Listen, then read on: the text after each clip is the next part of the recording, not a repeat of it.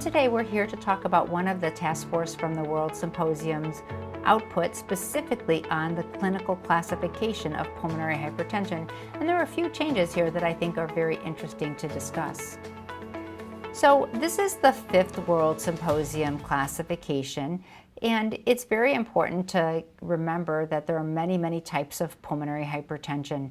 Group 1 pulmonary arterial hypertension are patients with a mean pulmonary artery pressure over 25 at the time of the 5th World Symposium, down to 20 at the 6th World Symposium, with a wedge pressure of less than 15 and a pulmonary vascular resistance of greater than 3, without another identifiable etiology.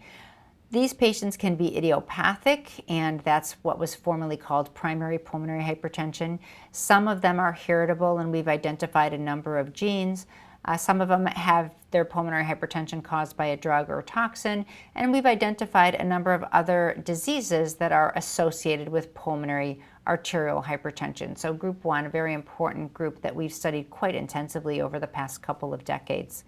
In the 5th World Symposium, we called 1' pulmonary veno-occlusive disease and or pulmonary capillary hemangiomatosis, a very specific subtype, and 1" primary pulmonary hypertension of the newborn, or persistent pulmonary hypertension of the newborn. Group 2 was pulmonary hypertension due to left heart disease. Anything that raises left heart filling pressures can raise the pulmonary artery pressures, and we call that group 2. Group 3 is pulmonary hypertension due to lung disease and or hypoxemia. Low oxygen levels stimulate pulmonary vasoconstriction. It can cause some pulmonary hypertension. Group 4 is chronic thromboembolic pulmonary hypertension, a whole disease in and of itself. And group 5 are a number of disorders that are causing pulmonary hypertension via unclear or multifactorial mechanisms. This is the proposal for the new clinical classification at the 2018 World Symposium, and there are some very important changes which I'd like to highlight. Group 1 is still pulmonary arterial hypertension, and we've talked about that new definition, including the mean pulmonary artery pressure greater than 20. 1.1 is idiopathic, and that's obviously a disease that's we're familiar with, but they have decided to pull out that very special subgroup of patients who have a very robust acute response to acute vasodilators in the cath lab and then do well over the long term with calcium channel blockers to be a separate group by themselves. Pulmonary arterial hypertension with vasoreactivity, really the long-term calcium channel blocker responders. 1.3 is heritable, that stays the same. Drug and toxins is the same group, although there's new evidence for some of the associations. 1.5 is all the associated disorders, connective tissue disease, HIV, portal hypertension, shunts, and cystosomiasis. And 1.6 is PAH with overt signs of venous or capillary involvement. So that's PCH and PVOD are now in that PAH category as 1.6, and then persistent pulmonary hypertension of the newborn is there as well. So a little bit of change there. Group 2 pretty much stays the same. It's things that cause elevation of left heart filling pressures, but it's divided out a little bit differently. Pulmonary hypertension due to heart failure with preserved ejection fraction, really one of the most common types of pulmonary hypertension that many of us see these days. 2.2 is pulmonary hypertension due to heart failure with reduced ejection fraction.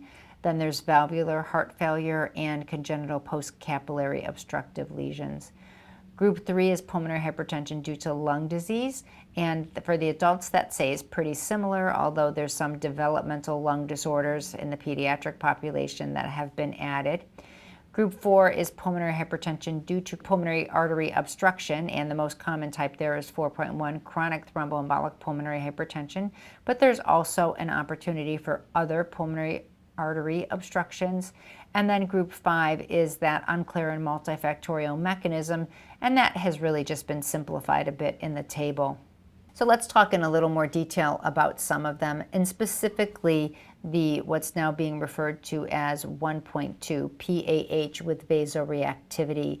And we've taught people for many years, there's a very small select group of patients who do well for many years on calcium channel blockers. And these are patients who have acute vasoreactivity at the time of their index right heart catheterization, We test them generally with inhaled nitric oxide. Sometimes people use IV epoprostenol, adenosine, or iloprost. But the definition of an acute response is a fall in their mean pulmonary artery pressure by at least 10 millimeters of mercury to an absolute mean pulmonary artery pressure of less than 40 in the setting of an unchanged or increased cardiac output.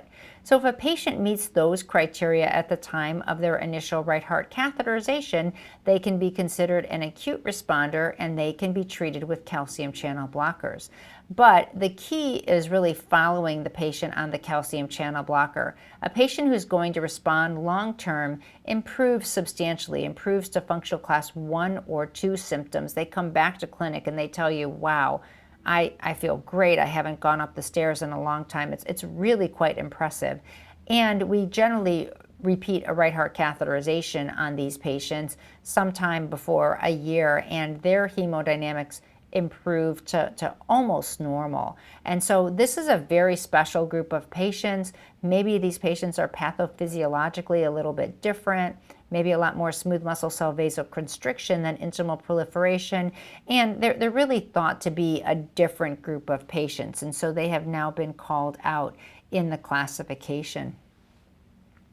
This slide shows the updated drug and toxin associations, and this gets updated every 5 years at this symposium based on published data.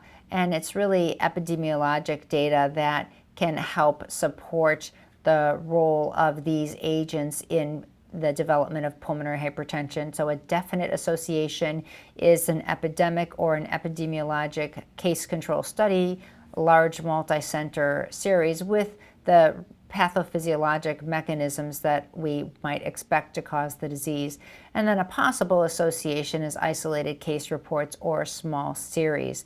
And so the two ones that get upgraded in terms of their more definite association are methamphetamines and dasatinib. And there's really a lot more methamphetamine-induced pulmonary hypertension that we're seeing these days, unfortunately. And the data from dasatinib has to do with what's been found in some large registries.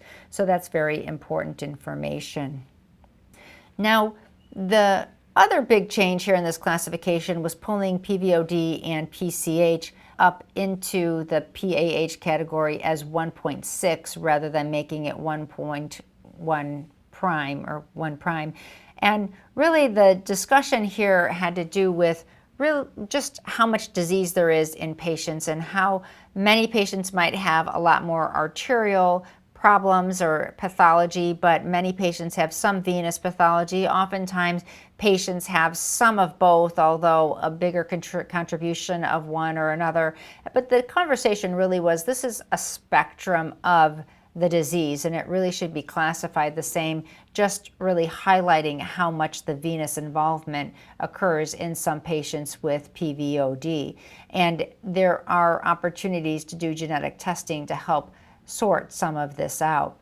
The PVOD patients and PCH patients can be particularly challenging.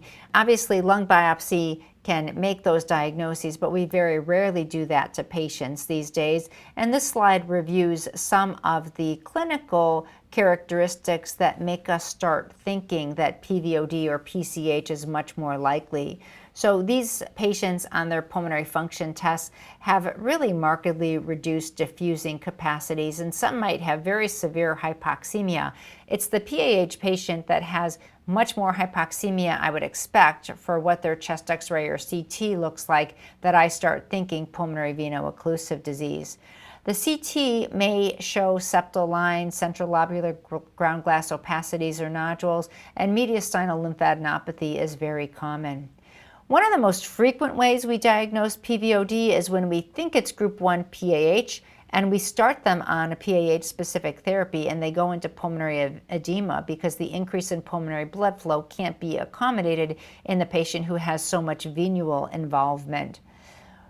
The new gene, EIF2AK4, has been identified in association with PVOD. So if you think you have a patient that is acting that way, has some of the clinical characteristics in this slide, and you do this genetic test and it's positive, that really helps you make the diagnosis.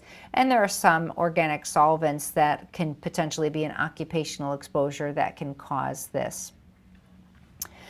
The other thing that was changed in the classification was really simplifying Group 5, pulmonary hypertension with unclear mechanisms. And we know that there are some hematologic disorders, the chronic hemolytic anemias and myeloproliferative disorders, that can cause pulmonary hypertension. There are a number of systemic disorders. Sarcoidosis is a very complex one that can affect the pulmonary vasculature in a number of ways.